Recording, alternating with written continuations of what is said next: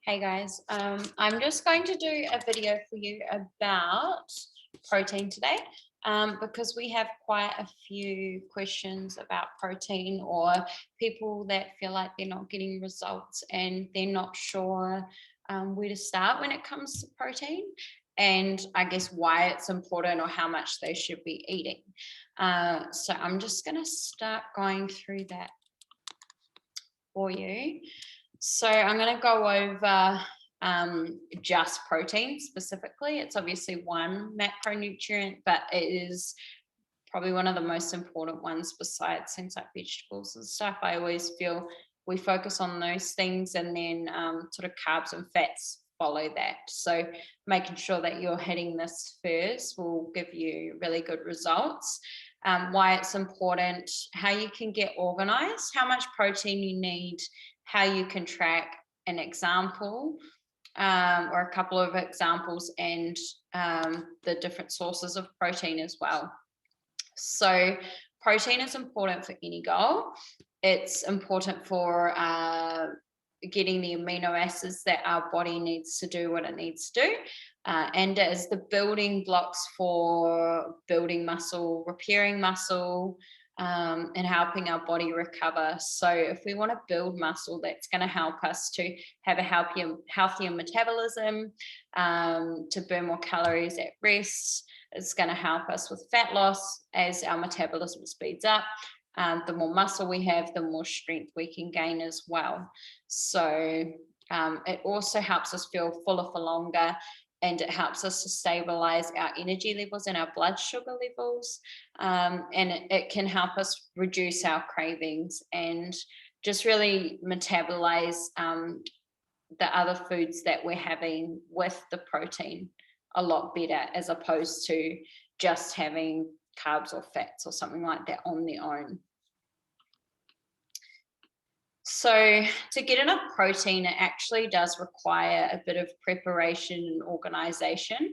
What we find is if people are just kind of going about the day, not tracking or not really thinking about it and just kind of winging the day, then they probably will only be getting in around, like, I would say 60 grams or so of protein a day, which is kind of the bare minimum that you would want. And you're not really going to get amazing results from just hitting the bare minimum. You kind of have to go above and beyond the norm. So it's important to plan out the week and keep in mind what you need to do to succeed. So that might be shopping on a certain day of the week and preparing a menu, or perhaps what you're going to eat for breakfast, lunch, dinner, snacks, other meals in between, or on the weekends, just having a bit more awareness around that. And then organizing those meals as well in advance, so that you're not just rocking up, like grabbing breakfast on the go, then rocking up to work, having to buy your lunch out and kind of settle for whatever there is, and then scrape together something for dinner. And then tracking can be really helpful, again, with the awareness, and to actually see and have the accountability to hitting your protein goals. So just like anything else that we track, with our training, the only way we can get better is to follow structure and to measure our progress. So if we're lifting a certain weight for a certain amount of reps and we want to hit, a certain weight for 1 rep max, that actually requires some preparation and tracking of that using the app. Perhaps you're wanting to save for something, then we usually would sit down and figure out our finances and do a budget. Most people do each week. So it's essentially the same thing. We've got heaps of recipes on our website, and I'm going to go through some of the sources as well, because a lot of the time people feel like they can only get protein from meat, which is not true. I am majority plant-based eater. I don't know if many of you know that, but I've never been hugely into eating meat. It's just what works best for my body and what I feel like. So hopefully that will be helpful for you guys as well. So an easy way to look at the amount of protein you need is by looking at your palm. So you can look at your palm, and based on your palm, especially for women, it's usually just 1 palmful of protein source would be enough in a meal for you, and that's pretty accurate. For men, most men are like double what we are in body weight, or at least 1.5 of us, so they may need 2 handfuls of protein source. But again, that really depends how much muscle you hold to. But the best place to start would be 1 gram of protein per kilo of body weight. So if I weighed 70 kilos, then I would need at least 70 grams of protein a day. If I was to have 3 meals a day, that's about 23 grams of protein per meal. And as you go through your journey and you become leaner and you put on more muscle, then your needs obviously increase. But for most people that train with us, I would be aiming for at least around 100 grams of protein a day. So if you're only getting in around 60 grams at the moment, then that's where the preparation comes into it. So most people aren't eating enough protein, yet they feel they are, and then they find that they actually aren't when they're tracking. I find people that tend to snack a lot may not hit their protein as well, because it can be a little bit harder to do. And also, if you think about the amount of hours that you're awake, so for most people that would be around 16 hours a day, how often are you eating? So that could be something to keep in mind too, and you may need to eat a bit more regularly. Sometimes people rock up to training at 6 o'clock at night and they haven't eaten since lunchtime, and that was 6 hours ago. So that's going to play a part in how you're feeling, your energy and your performance. So people for some reason think of tracking like there's a stigma around it in terms of their relationship with food, and then it's going to create an unhealthy relationship, perhaps from previous experiences. But if you're being guided by a coach who has a healthy outlook, then I don't believe that tracking creates an unhealthy relationship. I think we need to kind of drop that a little bit, because we track everything else in our lives. Well, most of us do in some way. So this is not really any different to that. It helps us create momentum and consistency and to become aware of our reality, and then looking at the results we probably aren't getting and what the gap is there. So tracking adds structure, and it adds organization. And we're here so that you guys can utilize us and share that information with us too. So examples would be, the first one would be like writing it down on a piece of paper. Whether you want to share that or not, it's up to you. But I do have people do that. Some people write it on a piece of paper. Some people write it on their notes on their phone, and then they just take a photo or a screenshot, or they paste it into a message to me.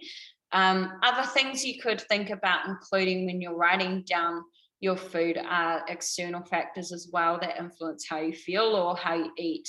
So especially if you find that you're a bit of a stress eater or emotional eater, that could be really helpful. So on that day you were a bit stressed, or you didn't have enough water, maybe your sleep was a bit crappy, how did your training feel, or did you train on that day? And also how the food you eat makes you feel.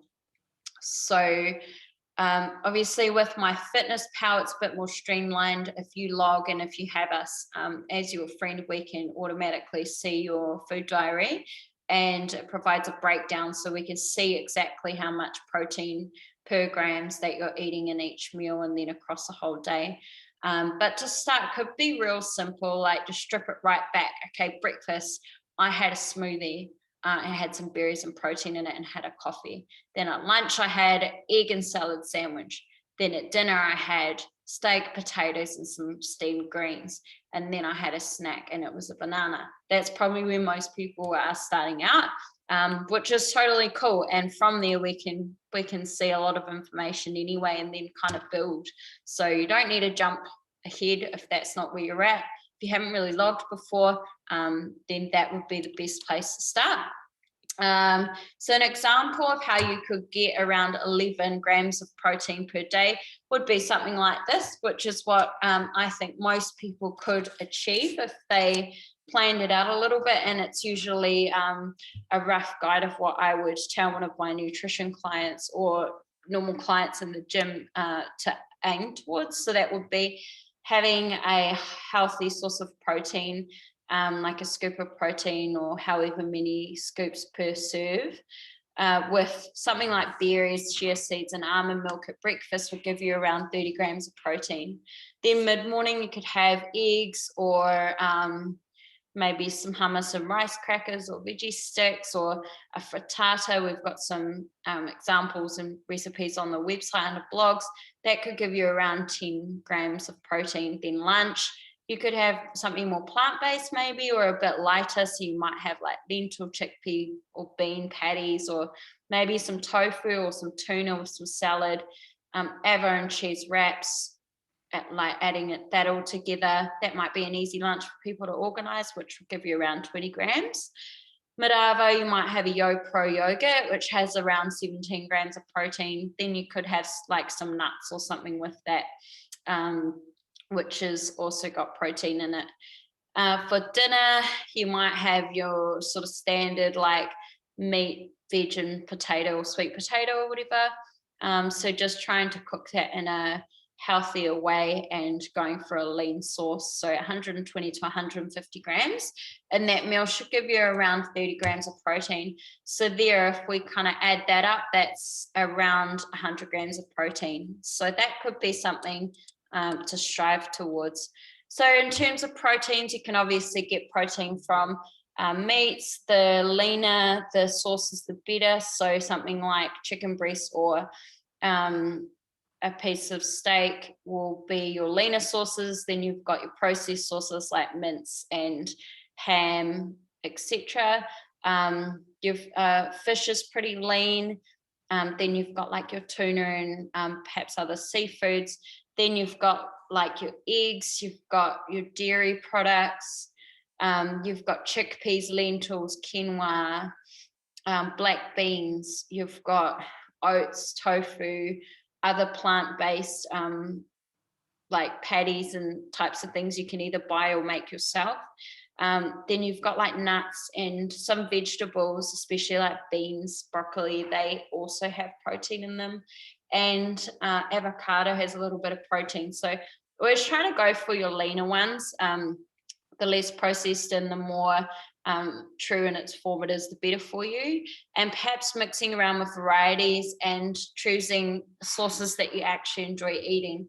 And that goes for any kind of food that you choose to eat, because you don't want to be eating stuff that you don't like eating, because you're going to get over that really fast. I also recommend incorporating a natural shake. So something that doesn't have all the artificial sweeteners and flavors and coloring and things in it. So, and also without all the fat burners and sports supplements that some of them have, mass gainers and stuff like that. Try and stay away from that and go for something a bit more pure. True protein is a good one. Yes, that we might be stocking in the gym soon. So our process, I guess, we drill on about this all the time with people, is just pick one thing to focus on first. Get clear on your goal, obviously. And if you do have specific timeframes or things you want to break down, work backwards from that over a year to every few months, or half a year to every month, every week, every day. And then doing the nutrition recall. From there, looking where the gaps are and then choosing something that you want to focus on, so you can remain fairly consistent with for a couple of weeks and then reassess. So that might be, oh shit, I don't have protein at breakfast, I just have toast at the moment, or I just have cereal. What could you change there if you are like perhaps having a protein source at lunch or dinner? Or maybe it might be, oh, that's kind of okay, but my snacks, I'm just like snacking on fruit or biscuits or something. You could change your snacks there. And then tracking that and utilizing your fortnightly check-ins as well. So we've got lots of tools and things that you can access with us, which you can see there. I also do some one-on-one nutrition coaching if you feel like that's something that you need, where we can work a bit more closely and have proper conversations specifically around nutrition.